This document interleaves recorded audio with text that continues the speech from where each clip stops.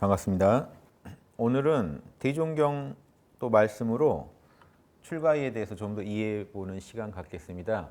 대종경 변이품 398장에 보면요, 이런 질문이 있어요. 어느 위에, 어느 법 위에 올라야 불퇴전입니까? 불퇴전은 이제 뒤로 안 물러나는 경지입니다. 그러니까 어느 단계 가야 뒤로 후퇴 안 할까요?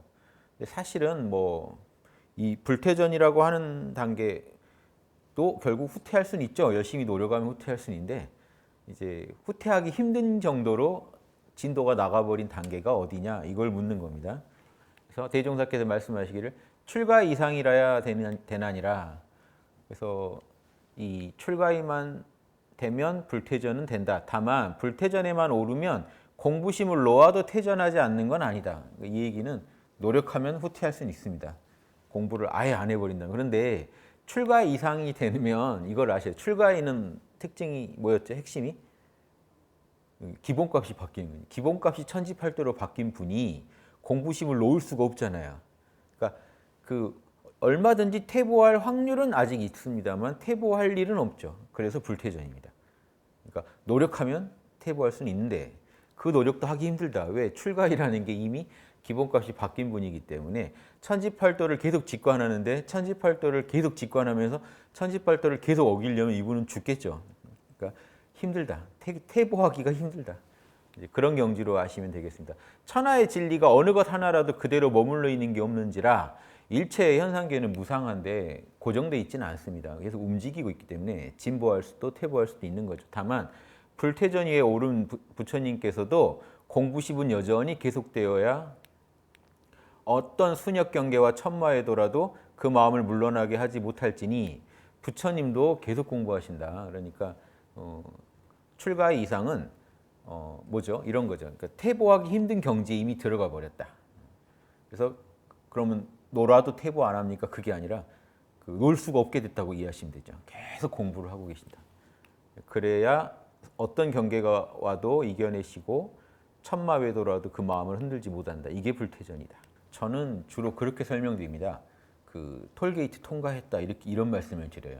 그러니까 되돌아가기 힘들다. 그러니까 통과해버렸기 때문에 그냥 달리기만 하면 되기 때문에 이제 그 이전보다 이제 상황도 복잡하지 않고 훨씬 운전하기는 수월하면서 계속 외길 따라 달려가기만 하는 그 경지에 들어섰다. 화엄경을 보다 제가 이거를 깨달았거든요. 화엄경 보다 보면 일지보살이 나오는데 일지보살부터는 단계가 달라져요. 이거는 아무리 봐도 톨게이트 통과다. 그래서 제가 그렇게 강의를 많이 해드렸는데 지금 불퇴전이라는 요 말씀이 딱 부합하는 말씀인 것 같습니다. 대원정각을 얻은 출가위부터는 우주의 진리를 채받아 버려요. 천지팔도를 채받아서. 천지팔도를 채받았다는 얘기는 제가 이런 얘기도 드렸죠. 단순히 자성만 직관하고 있는 게 아니다. 요 그림 하나만 그려드릴게요.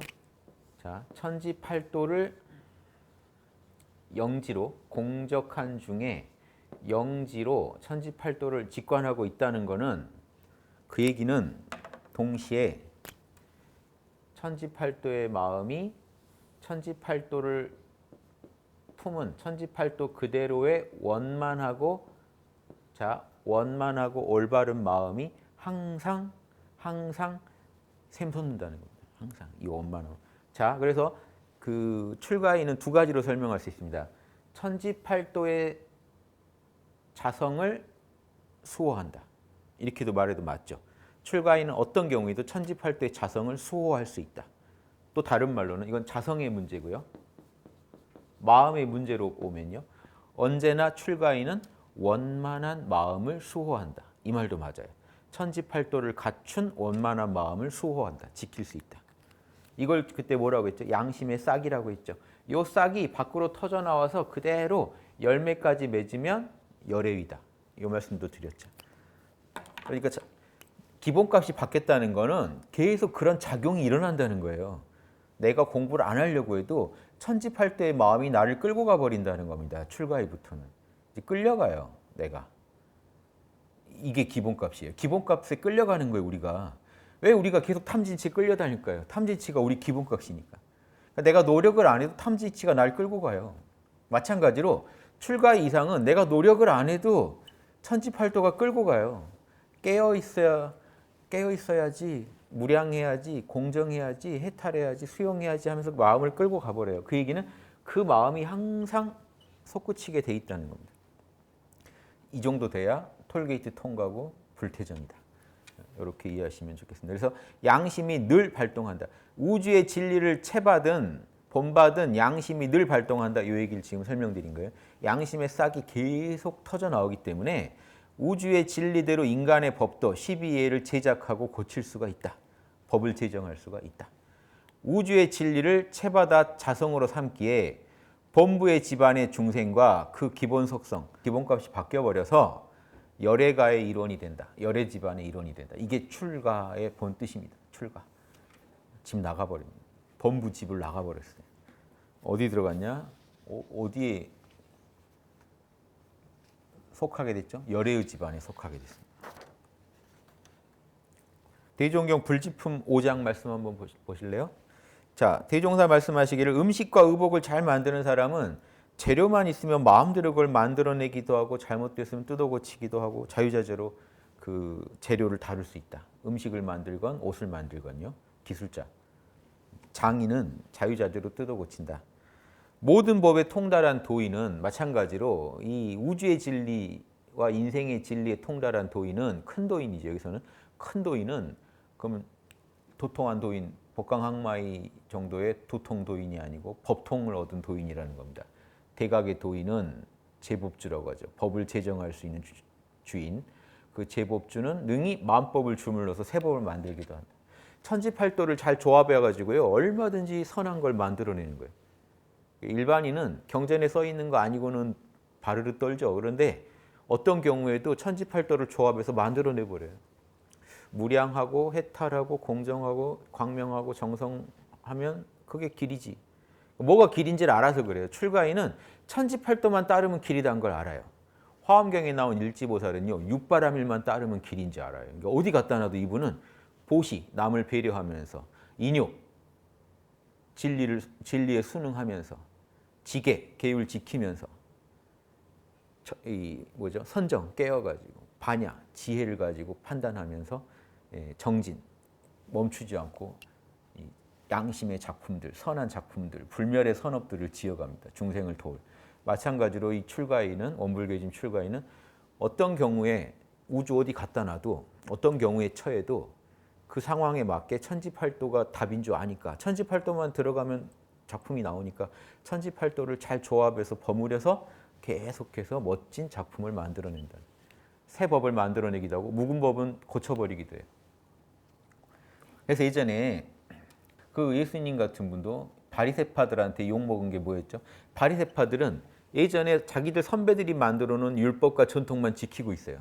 안식일에는 딱 정해져 있어요. 안식일 해도 되는 일. 그럼 그거만 하고 안식일에 하지 말라는 일은 안 해요. 근데 예수님이 안식일 날 사람을 고쳐줘 버리니까 난리 났잖아요. 그럼 지옥 가 이거죠. 율법 어겼으니까 지옥 가. 예수님이 막 험한 욕을 하시면서 그 사람들 질책했죠. 그러니까 이게 율법주의에 빠져버린 문제점이거든요. 법을 못 만들어내니까 자기가. 기존 법만 따르다 보니까 법 어기는 사람을 보면 깜짝 놀라는 거예요. 근데 예수님은요. 법을 자유자재로 만드는 거죠. 안식일 날 사람 고치는 게 그게 귀하지 하늘의 뜻이지 그게 안식이지 하면서 이렇게 쳐버릴 수 있는 그런 느낌으로 이 출가의 이상을 보시면 좋을 것 같아요. 그러니까 기존에 정해놓은 법만 따라가면 아직 출가인은 못 된다. 출가인부터는 자기가 길을 만들어 나갈 수 있다. 그게 법을 만들어낼 수 있다는 얘기고요. 근데 막 만들어내냐 그게 아니고 천지팔도로 만들어내요.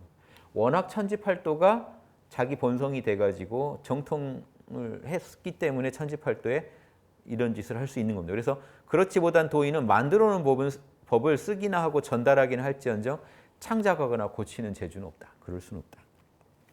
한 제자 여쭙길 어느 위에나 올라야 그런 능력이 생기나이까. 출가 이상은 돼야 된다. 대원정각은 해야지. 그런 도인들은 육군을 동작하는 바가 다 법으로 화하여 만대의 사표가 되나니라. 그러니까 출가의 이상, 대종사께서 불보살 그럴 때는요. 출가의 이상을 말하시는 경우가 많습니다. 출가의 이상의 불보살. 그분들은 육군을 동작하는 바가 다 법이 되버려요. 그러니까 그분들은 육군 쓸 때 천지팔도에 맞게 쓰기 때문에 그 양반들처럼 쓰면 되니까 만대의 사표가 된다는 거예요. 모범이 된다. 대원정각을 얻은 출가에부터 이론상의 진리에 즉 천지팔도에 맞게 인간의 육군을 올바르게 운용하는 법을 제정할 수 있습니다. 여기까지 이해되시죠? 출가에만 올라가더라도 시방세계를 한 집안 삼는다. 시방세계 하면 우리가 상상할 수 없는 세계입니다. 거의 은하계죠. 시방세계라는 거는 상하팔방이에요. 상하팔방에 있는 모든 우리가 인지할 수 있는 모든 우주를 말해요. 그 시방 모든 세계를 한 집안으로 삼고, 그러니까 뭐 은하계로도 설명할 수 없는 거죠. 시방에 있는 모든 우주를 한 집안으로 삼고 어두운 곳과 미개한 곳 찾아다니면서, 그러니까 영화 보시면 거의 스타워즈죠. 그래서 모든 별을 찾아다니면서 중생 있는 별은 다 찾아다니면서 미개한 그 지구 차원이 아니에요. 단순히 미개한 별들, 문명이 낙후된 별들, 이런 진리를 모르는 별들 다 찾아가 가지고 밝혀주고 개척해 줄 수 있는 존재입니다. 그러니까 스타워즈에 나온 제다이들처럼 온 우주 돌아다니면서 낙후된 문명 끌어올려주는 역할을 하는 위대한 이제 보살의 경지가 출가의 이상입니다. 지금 유불선과 서교는 기독교죠. 유불선과 기독교가 서로 담을 쌓고 내가 옳으니 네가 그르니 장단을 논하나 자세히 알고 보면 한 집안 어른이 서로 넘나들면서 때와 곳을 따라 제도망을 늘어놓으신 거다. 뭔 소리냐? 예수님도 동양의 어떤 성인이 가가지고 서양에서 예수님 노릇하고 예수님이 또 동양에 와서 그럴 수도 있다 이 얘기를 하신 거예요. 지금 예수님이 그렇다라고 하신 건 아니에요. 근데 이 말씀은 그런 말씀이에요. 대표적인 게 지금 대종사께서도 언급하시는 진묵대사는 전생이 석가모니로 알려진 분입니다. 그럼 인도에서 한국으로 또 오신 거예요. 이거는 불교 안에서니까. 그런데 그 들어가 보면 부처님이 초기에 전한 불교랑 지금 대승불교는 다른데, 초기 불교를 가르쳐 주신 부처님께서 대승불교의 또 위대한 대승보살로서 진묵스님 같은 오셔가지고 또 도를 펴셨다. 이렇게도 이해해봐도 재밌죠. 진묵스님 같은 경우는요, 그 유명합니다.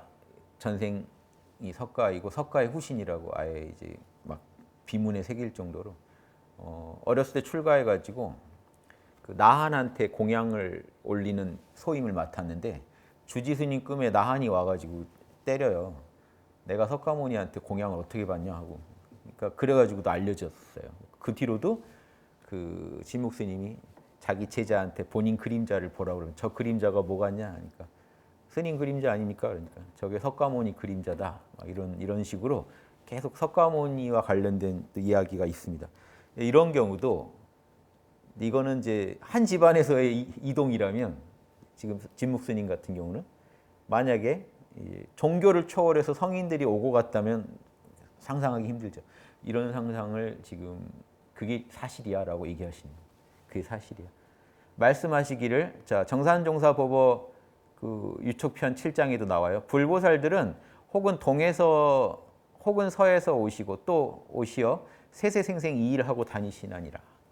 동에서 서에서 계속 왔다 갔다 하면서 계속 낙후된 데 가서 계속 자기 필요한 데 가서 계속 도 전하고 끌어올리는 거예요. 이게 출가인은 이 지구 안에서만이 아니라 시방 세계를 한 집안으로 본다는 게 중요합니다. 이 내용 기억해 두세요. 나중에 화엄경 가면 일지보살 설명할 때 저런 내용이 똑같이 나옵니다. 그래서 제가 출가인은 일지보살이라고 말씀드리는 거예요. 출가이부터 중생의 가문을 벗어나 열애의 가문에 태어나서 시방세계를 한 집안으로 알고 이론상의 진리, 천지팔도만을 따르며 자리이타, 성불재중을 실현하는 참된 보살에 이르게 된 존재가 출가이다. 여기까지 이해되시죠? 그러면 화엄경으로 가볼까요? 화엄경. 좀 전에 드린 출가인은 이런 경지다 하는 내용을 가지고 화엄경을 보시면 화엄경이 이해가 됩니다. 그러니까 온불교 경전만 알았는데 화엄경이 이해되는 기적이 일어나요. 보세요. 십지품 일지보살 설명입니다. 일지보살에 대해서 불자들이여 이 일지보살이 비로소 이런 마음을 바라게 되면 곧 본부의 경지를 초월하여 보살의 자리에 들어가게 되니. 그래서 사실은 일지보살 전도 보살이라고 불리는데 정식 보살은 일지부터예요. 즉 태권도로 치면 검은띠입니다. 일지보살부터 검은띠예요. 그 전에 보살들은 노란띠, 파란띠, 빨간띠예요. 마찬가지로 온불교에서도 지금 법의 등급을 보면요. 이 급에서 위로 바뀔 때 법강항마위가 있긴 하지만 법강항마위는 이제 견성한 단계고 양성을 해야지 대원정각을 한다. 정각을 한 단계는 언제죠? 위, 출가위죠. 위 중에. 그래서 열애의 집안에 태어난다. 이게 진정한 출가고요. 그래서 그 정족의 허물을 말할 수 없게 된다는 건 기본값이 바뀌었다는 거예요. 그러니까 일반 중생의 기본값이 탐진치인데 탐진치의 허물을 말할 수 없다는 건 탐진치라는 기본값이 사라진 건 아닌데 육군은 탐진치로 굴러가는데 저 내면에서 이제 천지팔도의 기본값이 장착된 거예요. 그래서 이제 경영을 할 수 있는 힘이 생긴 겁니다. 정적의 허물을 말할 수 없게 된다. 왜냐하면 욕심은 출가위도 나지만 경영할 수 있다. 이 얘기는요. 탐진치의 기본값도 풀이 자라듯이 탐진치가 올라온다는 건 뭐죠? 그것도 기본값이라는 거예요. 그래서 욕심도 기본값인데 양심도 기본값이 됐다. 그래서 종족의 허물을 말할 수 없게 되나니 세간의 무리, 중생들을 떠나서 출세간의 길. 그러니까 육근작용만 탐진치로 육군만 굴리는 무리를 떠나서 출세간의 길은요. 이론상의 진리로 육군을 굴리는 무리에 들어간다는 겁니다. 그래서 이론상의 진리에 안주한 대원정각의 경지, 불교식으로 말하면 육바라밀의 진리에 안주한 그 보살을 말합니다. 그 보살의 자리에 머물면서 삼세가 평등한 자리.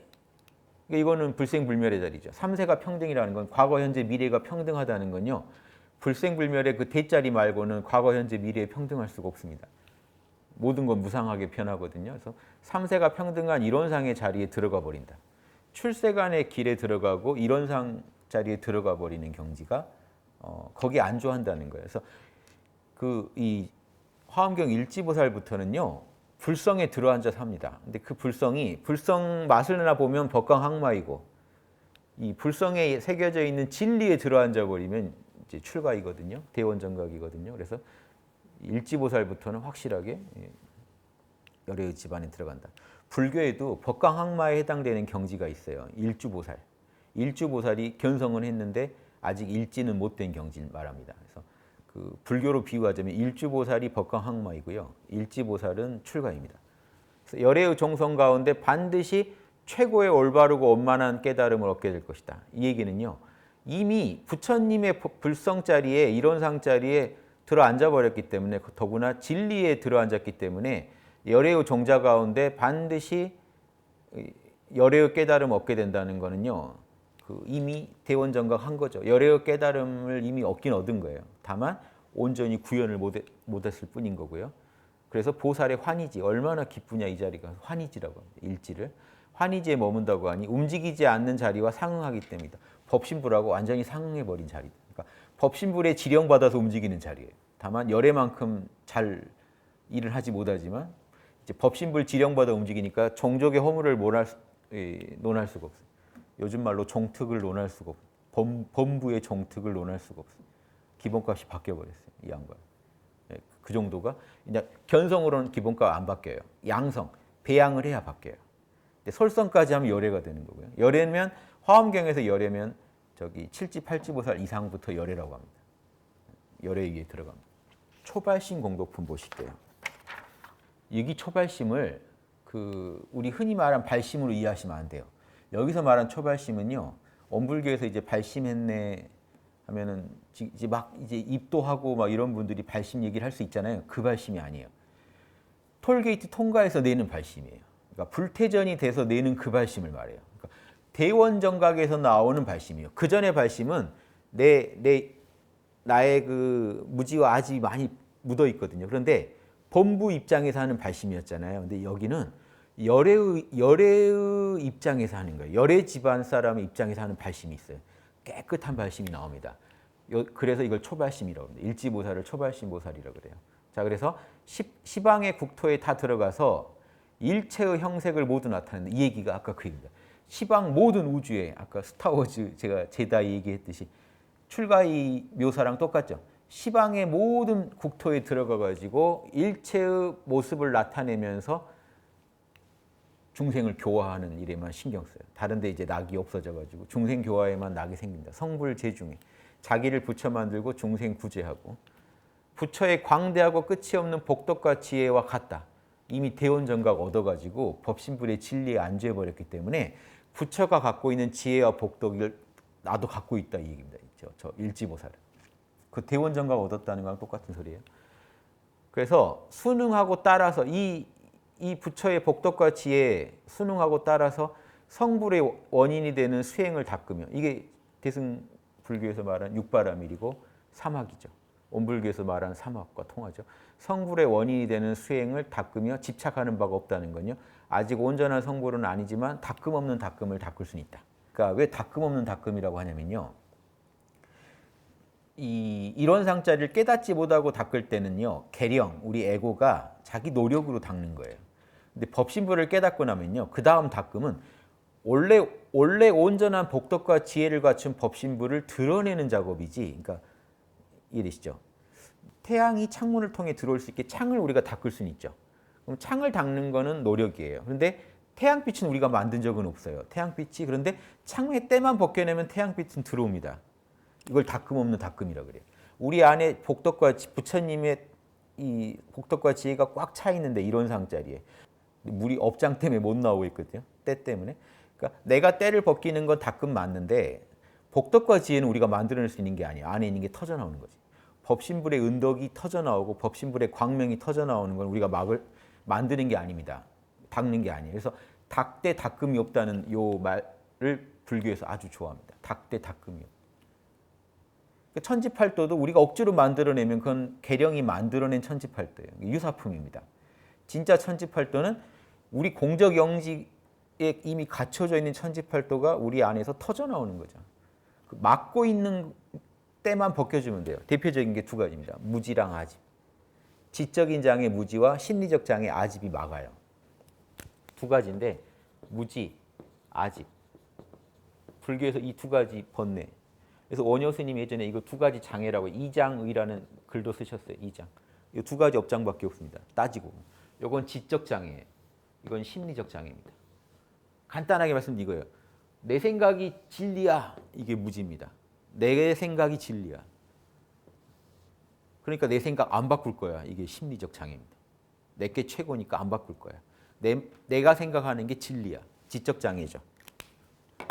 이 무지랑 아집이 천지팔도 구현되는 걸 다 막아요. 천지팔도에 원래 광명한 진리가 들어있는데 그거를 틀어버려요. 내 생각이 더 맞아. 그다음에 천지팔도에서 무량한 좋은 덕목이 솟구치는데 사랑하라, 정의로워라, 깨어있어라, 성실해라, 수용해라 이게 터져 나오는데 아니야. 난 내 뜻대로 할 거야. 나를 바꿀 생각하지 마. 이제 이 두 가지가 다 틀어 막아버리는 거죠. 그래서 그거 벗겨내는 작업이 닦음 없는 닦음입니다. 자, 그런데 그 행하는 바가 시방세계 두루 가득하니 그래서 이 스케일이 달라져요. 출가하기 전까지는 되게 지구적이라고도 할 수 없죠. 거의 여러분 그 사시는 모습 보면 동네적 아닌가요? 동네적. 근데 지구적, 국가적이라고도 하기 우리가 좀 그런데 민망한데 지구적을 넘어서 출가히부터는 우주적입니다. 진짜로. 우주 보살단에 들어간다고 보시면 돼요. 동네 보살단이 아니고 한 교구 보살단이 아니고 우주 보살단에 딱 이름이 들어가요. 명단이 들어갑니다. 검은 띠 해가지고 뿌듯하시겠죠. 그래서 이 우주에 들어간다는 게 시방세계가 무조건 출가히부터는 시방세계가 나옵니다. 왜? 이 범부 집안을 출가하신 분이에요. 그러니까 이분은 우주 소속이에요. 그래서 우주 소속이라는 것을 말씀드리고 부처님과 다름이 없다는 건 대원정각을 똑같이 했거든요. 열애가 얻은 대원정각이나 출가이가 한 일지보살이 얻은 대원정각이나 똑같아요. 부처님과 다름이 없다. 영원히 모든 집착을 떠나서 부처님과 평등하다. 본체도 평등하고 작용도 평등하다 이겁니다. 대원정각을 얻었기 때문에 본체도 똑같고 작용도 똑같다. 본체가 천지팔도 알아낸 게 똑같고 천지팔도로 살아가는 게 똑같고. 그러니까 근데 부처님보다는 실력이 딸릴지라도 천지팔도만 한다는 점에서는 똑같다는 거예요. 그리고 천지팔도가 우주 진리라는 걸 알았다는 점에서는 똑같다는 거예요. 일체의 진리의 문, 이론상의 진리, 즉 대원정각에 들어가지 못하는 것이 없으며 일체의 진리의 문에 들어갔다는 건요. 뭐 엄청나게 많은 진리가 있는 것 같죠. 천지팔도가 일체의 진리입니다. 일체 우주는 천지팔도에서 다 나왔거든요. 그래서 대원정각만 얻으면 일체의 진리문에 들어가지 못할 게 없고 일체의 국토에 다 머물 수 있다는 것은 정토건, 예토건, 보살이 사는 세계건, 중생이 사는 세계건, 두루 돌아다니면서 중생 구제하고 다닌다는 이런 찬탄이요 계속 있는 게 초발심 공덕품이에요. 혹시 출가의에 대해서 궁금하신 분들은 초발심 공덕품을 쭉 읽으시면 이해가 안 되실 거예요. 어려워요. 너무 어려워요. 권하려다 보니까 못 권하겠네요. 너무 어려워요. 혹시 궁금하신 분들 제 유튜브 그냥 한번 보세요. 제가 다는 못 읽어드리고 간추려서 중요한 것만 읽어드린 게 있어요. 그래서 한번 보시고 그래서 출가이랑 일지보살이 둘이 아니다. 거기가 초발심 공덕품에서 말한 초발심 보살 자리다. 이것만 아셔도요. 원불교의 이 깨달음이요. 얼마나 보편적이고 다른 종교랑 하나로 회통되면서 성리 자리에서는 진짜 둘이었구나 하는 깨달음이 오실 거라고 저는 확신합니다. 열애의 설명은 이제 훨씬 간단합니다. 출가의까지 오는 동안 이제 그러니까 견성을 해서 양성하는 데까지 지금 이야기가 다 끝난 거예요. 지금 견성의 5단계 하다가 여기까지 왔어요. 마지막 견성의 단계인 솔성의 단계 그 경지를 한번 보겠습니다. 대각열애의 정전에 있는 법이 그 조항이에요. 이 부분이 법의 조항 원문이고 제가 이제 좀 요약해 놓은 겁니다. 솔성이라는 건 천지팔도의 구현을 말하기 때문에 자성에 안주했다. 사실 이론상에 안주했다고 하면 되는데 표현을 좀 달리 해봤어요. 일단 그래서 자성의 본체에 안주하면은 출가의 양성짜리였고 작용에까지 안주하면 작용까지 원만하면 밖으로 열애이다. 자성을 거느리는 경지다. 천지팔도를 자유자재로 거느려서 어디 가서도 천지팔도 가지고 멋진 요리를 만들어낼 수 있으면 열애이다. 천지팔도를 거느려 온전히 실천에 옮기는 만능의 경지를 말합니다. 육군작용에 사심과 잡념이 없다. 그러니까 이거죠.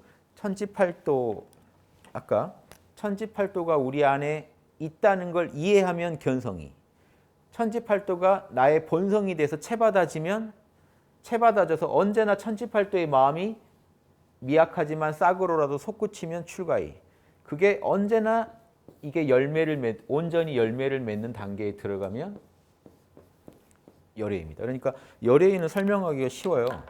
천지팔도 그대로 사는 사람 끝이에요. 우주의 진리 그대로 사는 사람. 그러니까 천지팔도 그대로 사니까 천인이죠. 우주의 진리 그대로 사는 사람. 육군 동작이 육군을 굴릴 때 그대로 진리대로 사는 사람. 육군 동작에 사심과 잡념이 없어서 자성 그대로 사는 사람. 열애입니다. 그래서 오히려 설명이 쉬워요. 이렇게 열애의 말씀해 놓으신 거 보면 오히려 여러분 이해가 더 쉬우실 거예요. 중간 단계가 이제 그 미세한 구분을 해야 되니까 어렵지. 이제 마지막 결론이다 보니까 대자대비로 일체 생명을 제도하되 만능이 겸비하며 만능이 겸비하며 만능이라는 거는 천지팔도를 자유자재로 쓴다는 거예요. 자 여기서 이 만능을 오해하시면 안 돼요. 전지전능으로 하시면 안 돼요. 절대적 전지전능은 법신불자리에만 해당됩니다. 인간의 모습을 한 부처님들은요. 부처님들은 그런 절대적 전지전능을 할 수는 없습니다. 그리고 어떤 전지전능을 하냐? 상대적 전지전능이에요. 근데 그게 뭐냐? 무지와 아집이 떨어졌다는 얘기를 저렇게 하는 겁니다. 우리가 왜 자유로울 수가 없고 왜 능력이 한계가 있냐면요. 자, 공적영지는 본래 전지전능한데 나라는 한 인격의 육군작용에 전지전능한 법신불이 갇혀 있잖아요. 그러니까 제 능력을 못 씁니다. 근데 뭐가 가다 놓고 있냐? 무지랑 아집이요. 그럼 요게 비워지는 만큼 전지전능함이 드러나겠죠. 그래서 열애의가 되면 온전히 드러난 거죠. 그래도 인간적인 한계는 갖고 있습니다. 인간이다 보니까, 중생이다 보니까. 다만 그 중생성 안에서 최대한 드러난 단계가 열애이고, 그래서 열애의는 만능이라고 하는데 그 만능은 뭐냐? 지적 장애가 없고 심리적 장애가 없다는 걸 말하는 겁니다. 그러니까 막는 게 없으니까 만능이라는 거예요. 그러니까 대자 대비로 지혜와 그 엄청난 무지가 바뀌면 뭐가 될까요? 무지가 깨질수록 지혜가 늘겠죠. 아집이 깨질수록 자비가 늘겠죠. 나만 귀하다는 게 아집인데 그게 깨지면 자비가 터져 나오죠. 그래서 지혜와 자비가 계속 증장돼 가다가 어느 선을 넘어서면 열애이라고 하는데 이제 그때부터는 무지와 아집에서 자유로워졌다는 거예요. 아예 없다는 것도 아닙니다. 그러니까 어차피 그 인간의 모습을 하고 열애가 오시면 지적 장애, 심리적 장애는 있습니다. 왜냐하면 그 시대의 한계도 있어요. 다만 본성의 구현이라는 측면에서 장애가 없다는 거예요. 막는 게 없다. 그래서 대자 대비로 일체 중생을 구제하되 제도한다는 거는 구제한다는 거죠. 물을 건너게 해준다는 거다. 제도라는 거. 건널 도자거든요. 구제해준다. 천만 방편으로 그러니까 방편을 자유자재로 씁니다. 사심이 없겠어요. 그러니까 이 열애의 경지는 하는 짓이 막 이상해 보여도 사심 없게 천지팔도에 대해서 정확히 알고 사심 없게 쓰는 거예요. 그러니까 그분이 하는 건 그대로 사심 없이 잡념 없이 육군을 쓰니까 결과적으로 탁탁 일을 이루고 나면은 딱딱 멋진 작품이 계속 터져 나오게 돼 있습니다. 그래서 방편은 천만 가지. 방편은요 형편에 따른 처방이거든요. 그러니까 정법만 전해주면 될 것 같지만 사람마다 다 근기와 욕심이 다르니까 설명도 다르게 해줘야 되고요. 그 전에 도둑질 하던 분이 돛 닦으러 오면은 부처님이 어떻게 설명할까요? 물건 훔칠 때 있잖아. 이렇게 하잖아. 그럼 이해가 쏙쏙 되죠. 이 얘기를 일반인 붙잡고 하면 이 부처님 이상하다고 하겠죠. 그러니까 실제 부처님도 그래요.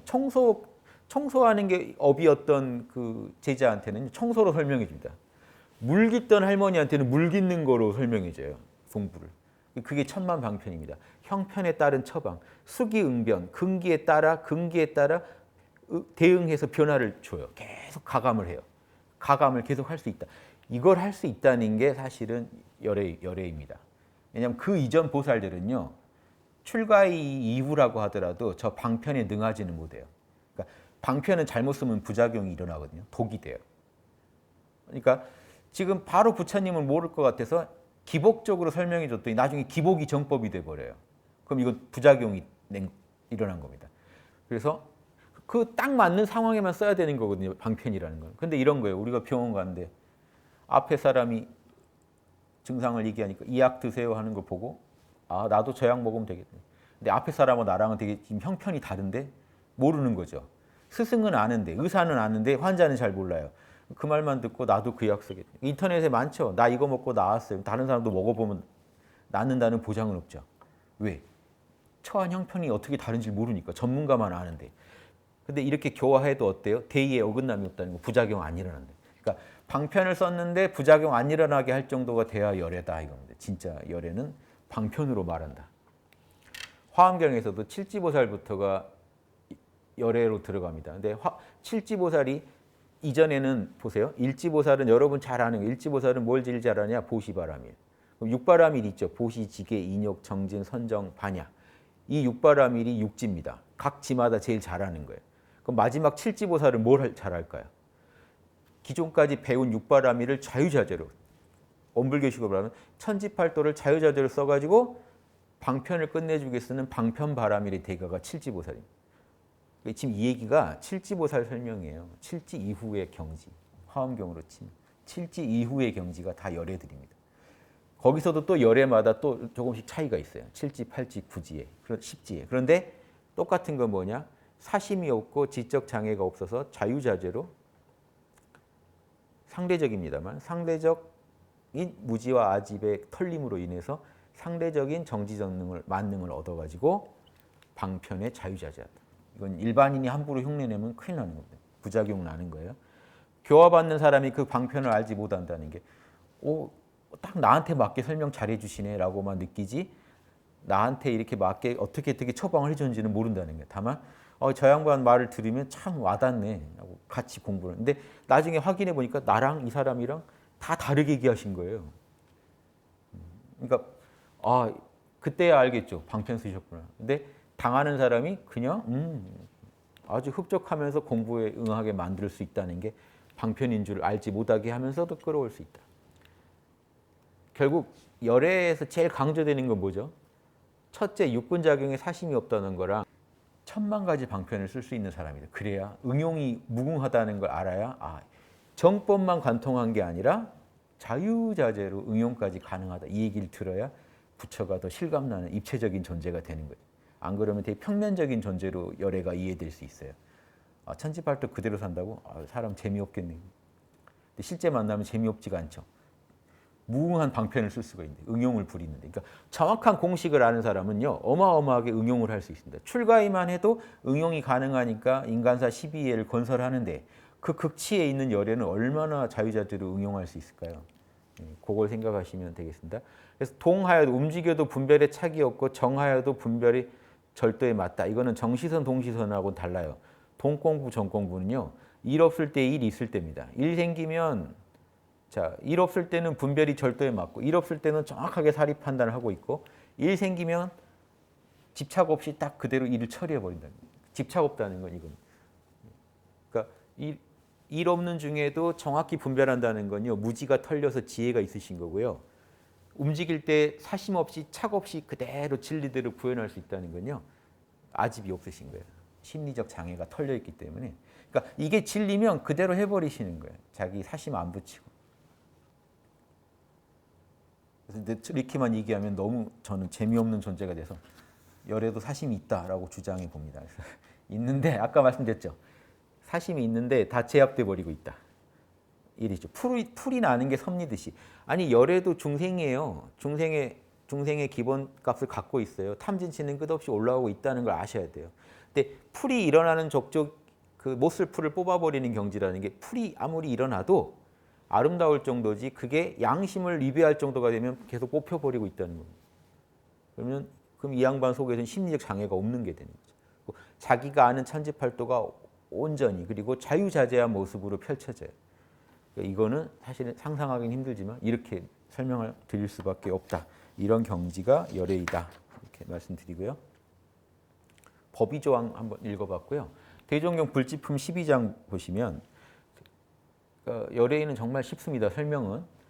대종사께서 말씀하시기를 우주의 진리를 잡아다가 천지팔도 잡아다가 육군 동작에 둘로 씌워 활용하는 사람이다. 외워두세요. 우주의 진리를 잡아다가 인간의 육군 동작에 둘로 씌워 활용하면 천인, 성인입니다. 천인, 성인, 부처 다 같은 말이에요. 화엄경에서 말하면 칠지보살 이상의 열애이들이에요. 그러면 간단합니다. 우주의 진리, 천지팔도라는 기본값을 정확히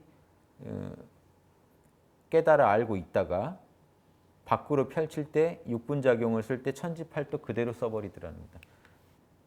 육군이 작용한다는 게 생각, 감정, 오감인데 생각, 감정, 오감이 일어날 때마다 생각, 감정이 의근이고 나머지가 오근이죠. 의근과 나머지 오근이 아니, 비설, 신이 일어날 때마다 이런 거예요. 천지팔도로 둘러씌워서 쓴다는 게 한 생각 일어날 때마다 무량하냐, 무량하게 남을 사랑하고 있냐, 공정하냐, 순리자연하냐, 무념 깨어있냐, 광명 지혜롭냐, 사리 분석은 돼 있냐, 정성 부리고 있냐, 기륭에 대해서 수용하고 있냐, 생사에 대해서 걸림이 없냐, 요거 체크해서 쓰는 겁니다. 이게 아주 원만하게 돼버리신 분은 천지팔도 그대로 살면 왜 천인이라고 하냐면요. 천지팔도 그대로 사니까 천인이에요. 그러니까 그 사람은 사람이자 그대로 하늘인 거예요. 그러니까 천지나 하는 거를 사람이 해버린 겁니다. 그러니까 그 사람은 우주급의 사람인 거예요. 천인이란 말은 우주급의 사람이란 거예요. 사람의 모습을 하고 있는데 우주예요.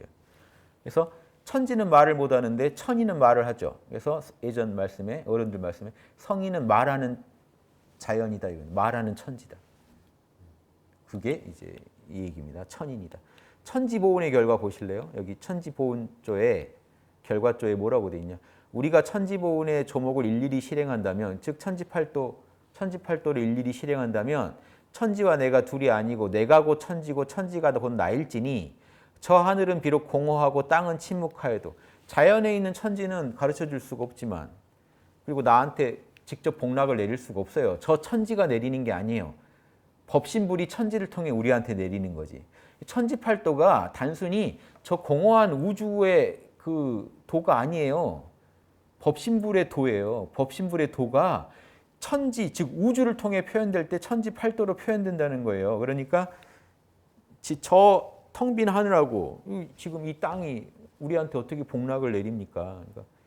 그런데 그 천지는 법신불의 작용으로서 천지이기 때문에 법신불이 바로 우리한테 복락을 내리겠죠. 다만 저 천지가 직접 우리한테 복락을 안 내려도 천지팔도만 따르면 나도 법신불의 작용인 천지가 소천지가 돼버리니까 이 대천지면 대우주면 소우주가 있듯이 대천지면 소천지잖아요. 소천지가 돼서 자연 천지 같은 이력과 천지 같은 수명, 일월 같은 밝음을 얻는다는 건요. 천지처럼 권능이 생기고 천지팔도를 가지고 우주를 주재할 수 있는 권능이 생기고 천지처럼 영원한 수명을 얻게 되고 법신불과 하나 된 존재니까 영원한 수명을 얻은 거고요. 1월 같은 밝음을 얻었다. 태양처럼 광명한 지혜를 얻었다는 건데 여기서 일은 직관을 말하고 월은 분석을 말합니다. 월은요, 지가 스스로 빛을 못 내요. 태양빛 받아야 빛이 나요. 그러니까 태양은 여러분 진리 이 자성반조에서 오는 직관을 태양이라고 하는 거고요.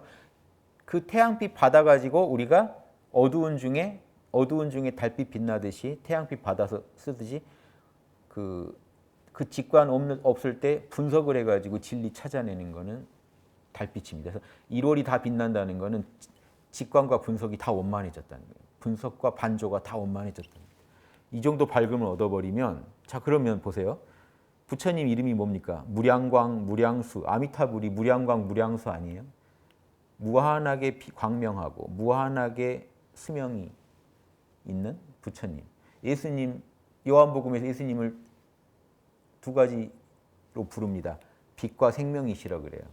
그럼 빛은요, 밝음이고 생명은 영원한 수명. 그 생명이 영생을 말하거든요. 성경에서도 영원한 생명을 얻어버린다. 그러면 예수님이나 부처님이나 지금 다 천인이고 성인이고 부처죠. 그래서 인천대중과 세상이 곧 천지처럼 우대할 거다. 우주급 인간이 돼서 우대받을 것이다. 그러니까 우리 오욕 중에 명예욕이 있으시다면 이걸 노려보시는 게 좋잖아요. 그러니까 욕망을 잘 살려 쓰면 됩니다. 욕망을 제대로 살려 쓰시는 법. 몹쓸 풀 안 만들고 풀이라 하더라도 그 알곡을 해치지 않는 풀로 만드는 법. 오히려 복락이 되게 만드는 법은 욕망을 양심으로 눌러 쓰면 됩니다. 그런데 달인이 되신 경지라고 이해하시면 좋겠어요. 그래서 우주의 진리는 진공 차원이고요. 우주의 진리를 진공 안에 품고 있고 묘용에서 이 인간의 법도의 세계에서 이 묘용이 구현돼 가지고 육군작용으로 구현됩니다. 보고 듣고 맛보고 냄새 맡고 만져보고 하는 그리고 생각하고 울고 웃고 하는 중에 천지팔도가 온전히 구현되면 열애다. 이렇게 생각하면요. 우리도 찰나찰나 열애가 될 수 있다는 생각도 하실 수 있어야 돼요. 우리도 찰나 열애는 해볼 수 있다. 경계가 왔을 때 찰나에 이 참나자리 법신불의 자성반조를 하면서 법신불에 근거해서 중심을 잡고 산란한 걸 없게 하고 대소유무이치대로요. 산란함이 본래 없건만을 하고 없게 하고 고요함이 있게 만들면 그 순간에는요. 우주의 진리를 가져다가 육군에다가 둘러 씌워서 쓰신 겁니다. 찰나열애, 찰나열애. 이렇게 가시다 보면 진짜 열애의가 되실 날이 온다. 이렇게 말씀드릴 수 있습니다. 그래서 이 정전 무시선법으로 요 방금 내용을 한번 정리해 보겠습니다. 그 진공의 우주 진리와 묘용의 인간의 법도 여기서 이게 지금 무시선이거든요. 고요할 때 우주의 진리를 직관하고 있다가 육군을 쓸 때 진리대로 쓰자는 거죠. 그래서 사람이 만일 참다운 선, 이게 진정한 선이다 이겁니다. 참다운 선 닦고자 할진데 자, 무시선 안에 열애의가 들어있더라는 거예요. 무시선이 참다운 선 닦고자 할진데 마땅히 진공을 채로 삼고 묘유를 용으로 삼아서 이 밖으로 천만 경계를 태하되 부동함은 태산과 같이 하고 안으로 마음을 지키되 청정함은 허공과 같이 하며 이 얘기는요. 태산처럼 움직이지 않으면서 허공처럼 텅 빈 마음을 지키고 계시면 동하에도 동한 바가 없고 정하에도 정한 바가 없이 그 마음을 작용하라. 이와 같이 하면 모든 분별이 항상 정을 여의지 않는다. 이 소리는요. 요게 지금 무시선을 설명해 주신 거죠. 자, 안으로는 텅 비어 있고 청정하게, 밖으로는 흔들리지 않는 경지. 그러면 동해도 동한 바가 없고요. 움직여도 흔들리질 않고, 고요해도 고요한 자리도 없어요. 텅 비어 있기 때문에. 고요하다는 것도 없어요. 자, 그렇게 마음을 쓰라는 건데 이렇게 하면 모든 분별이 항상 선정을 여의지 않는다. 이게 무시선이죠. 어느 경우에도 선이다. 그러면 육군을 쓰는 바가 즉 인간의 12예가 다 공적영지의 자성에 부합해버린다. 무시선을 열심히 하면 고요할 때도 법신불과 하나 돼서 텅 비어있고 움직일 때는 법신불의 진리대로 우주의 진리대로 살아가니까 흔들릴 일이 없으면 이렇게 살다 보면 육군을 쓰는 바가 다 즉 인간의 12예가 다 우주의 진리, 공적영지의 자성이 천지팔도 아닙니까? 천지팔도에 부합해버리게 될 것이다. 이것이 이른바 대승선이고 사막병진이다. 사막을 닦아라는 내용 안에 열애의가 다 들어있는 거예요. 이대로만 하면 열애된다는 게 다 들어있는 거예요. 왜 대승선이라고 하냐? 무용한 소승선이 아니라는. 자기 혼자 해탈한 선이 아니고 이거는 성불재중을 하는 열애가 되는 선이라는. 소승선의 목표는 열애가 아니에요. 아라한이지. 대승선의 목표는 열애입니다. 열애. 온 우주 중생 다 구제하는 열애가 되자는 게 대승선이고요. 소승선은요. 열애가 되기는 글렀고 나 하나 해탈해서 열반에 들어가서 나오지 말자가 소승선입니다. 그러니까 그 혹독하게 비판하시죠. 대종사께서. 그래서 이 진공과 이 묘유의 세계에서 진리를 온전히 구현하는 존재. 인간 중에 인간, 우주적인 인간. 열애가 되자. 이렇게 말씀드리고요. 오늘 여기까지 하고 열애에 대해서 조금 더 남아있는 거는 다음 시간에 설명드리고 이제 원리편 또 다른 내용으로 나가 보겠습니다. 예, 경청해 주셔서 감사합니다.